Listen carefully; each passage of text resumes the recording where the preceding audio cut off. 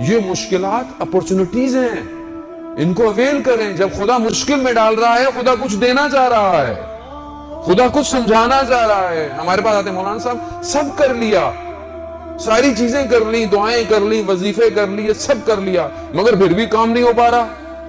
عزیزان محترم، کہیں کوئی سوئی پھنسی ہوئی ہے، یا تو کوئی ایک نیک کام تھا جو آپ نے چھوڑ دیا ہے، یا کوئی ایک ایسا غلط کام ہے جو آپ نے کرنا شروع کر دیا ہے. کوئی ایک چیز ہے. عزیزان محترم، خدا نہیں چاہتا اپنی مخلوق کو عذاب دے یا سختی میں رکھے یا غضب دے.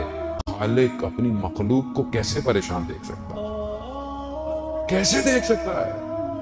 عزیزان محترم، وہ بچانا چاہتا ہے کہ تم جو سوچ رہے ہو، جو کر رہے ہو، تمہارے حق میں بہتر نہیں ہے. وہ اسی لیے پیچھے لاتا ہے، بار بار نہیں کرو.